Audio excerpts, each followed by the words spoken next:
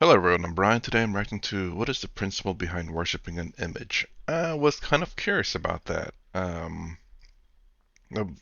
always seen a lot of the gurus and swamis have images of I guess their guru and swami, including other gurus and swamis who are not directly, how to say, not directly teaching them, but from, I guess, famous ones like Sri Ramakrishna, I believe is one that's I've seen many times, and I don't believe they taught the Guru and Swami that I watch. I'm not sure.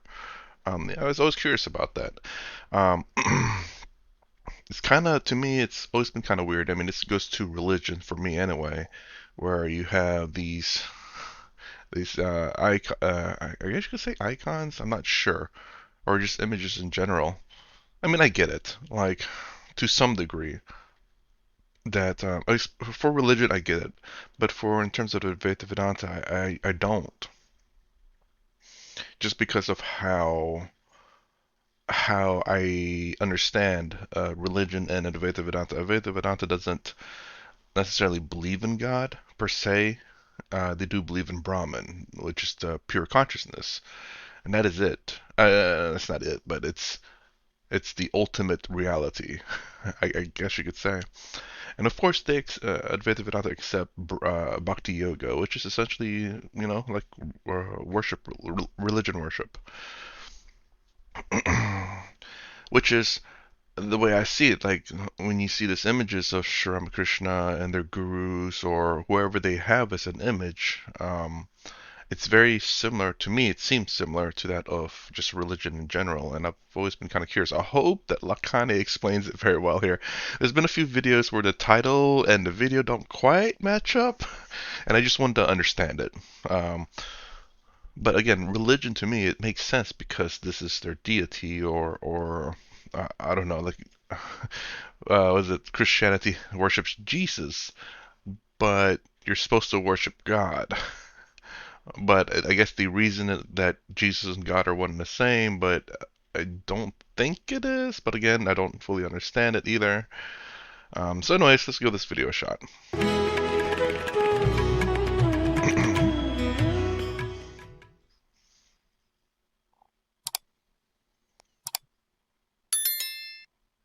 Look, this is where the Hindus really fall short and get into trouble. All these colorful images you have, gods and goddesses, you've got so many millions. Is if you like man-made, we have made them.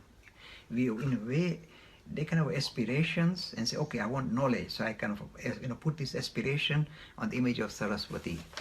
So if I want to be very very strong, I put this idea of Mother Goddess as Shakti or as Hanuman, giving power, empowering humanity.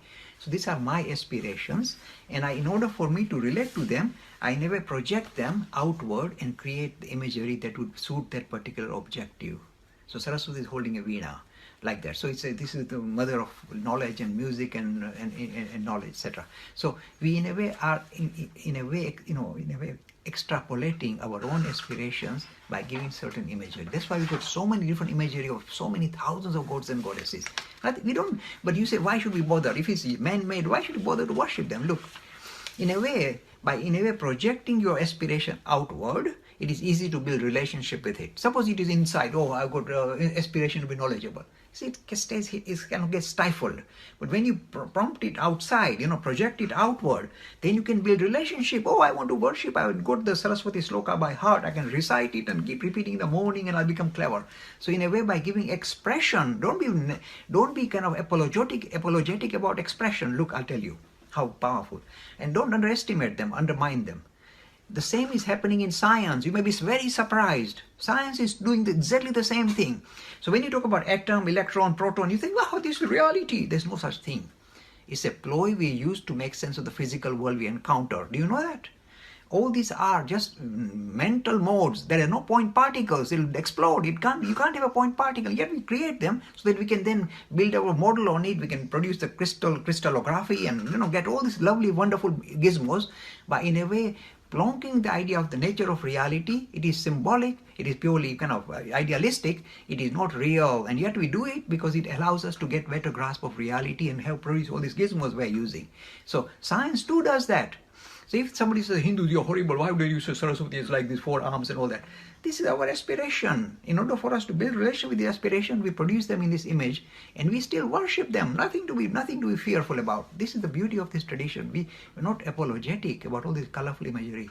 Man-made, so be it. Okay, so you did explain a little bit. I did understand the fact that, a lot of people tend to project outwards. It's I guess it's just easier, as opposed to looking inside, clearly.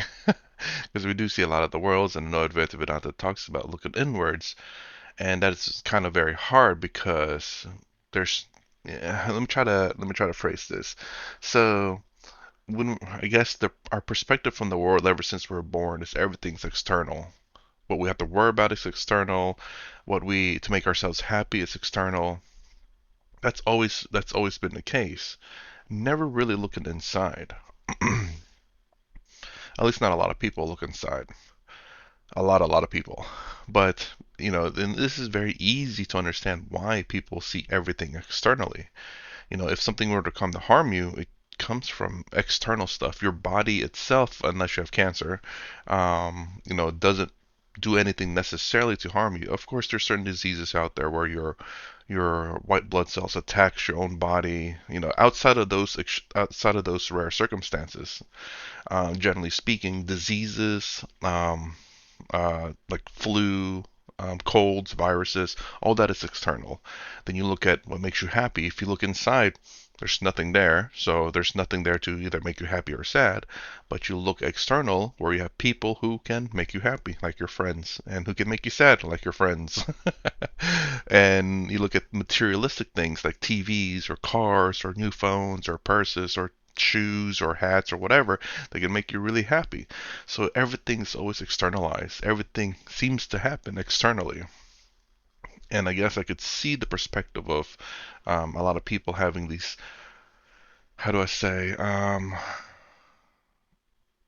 external. I guess I won't say an idea. It's a physical object that has the idea of what you want. Um, so hold on, let me think about it a little bit more too, other than just saying that. But I guess it's a way to visualize something that's incomprehensible and I guess not necessarily to comprehend the incomprehensible, but to able to understand and visualize the incomprehensible so that it is comprehensible, if that makes sense.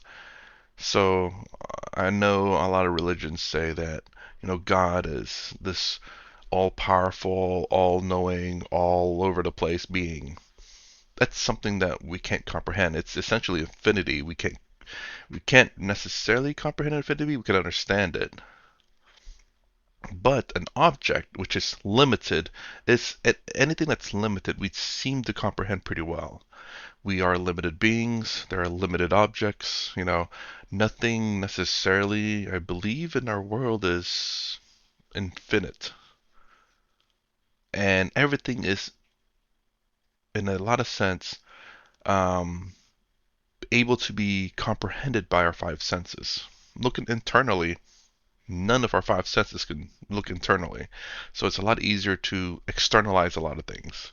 I mean, all those are just reasonings as to why we just externalize everything. And I understand that. I do. And also, this is something I was thinking about before the video. It's again, I always go back to the, what is that called again? The, essentially, the sugar pills.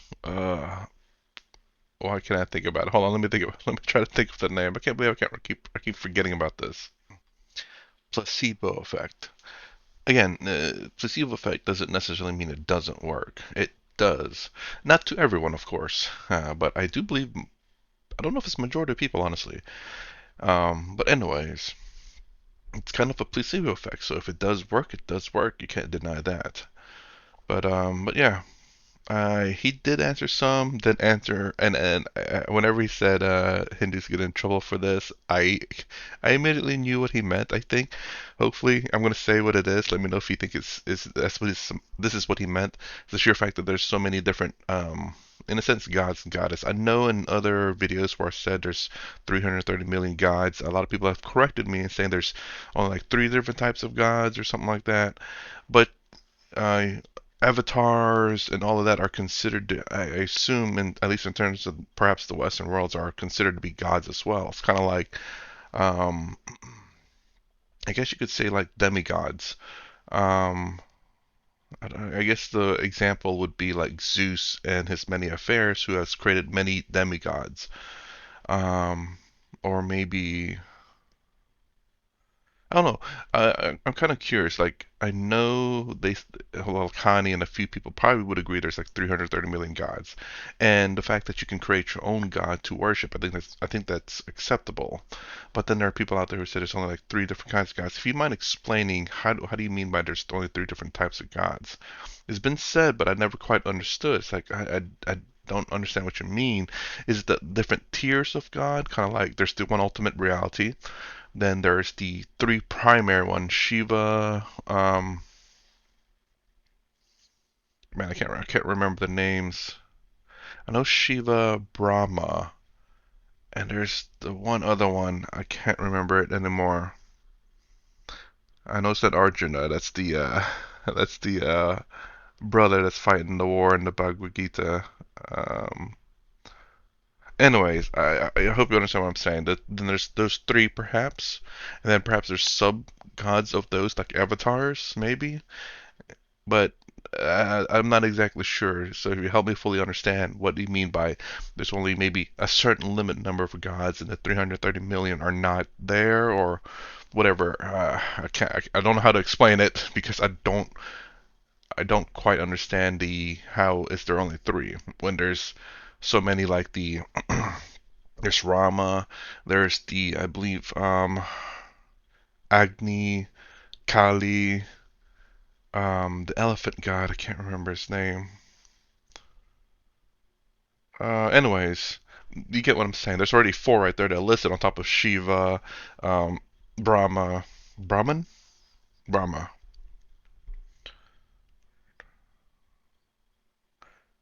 Yeah, why can't I think of that name? But anyways, and the only reason why I know some of these is because of a game, which was pretty cool. They showed they had a visualization of them. But I wouldn't be too mad at these companies because it's actually a great way for people to get interested into these gods and stuff because it's like, oh, this is my favorite god. It looks really cool. And you go research and learn more about it. Although I know some religions are they don't want their gods in video games to be looked at in that way. But I don't know. Every religion's a little bit different. I think it exposes a lot of the gods, maybe not in a flattering way, but I think it can do a lot of good as well. It gets a lot of people who have never known about them to research and maybe, um, well, just research them in general and get them interested. So that's my reaction to is the principle behind worshiping and what's the principle behind worshiping an image. If you like my content, please consider subscribing, thumbs up, the sound down below. Thanks for watching. I will see you in the next vid.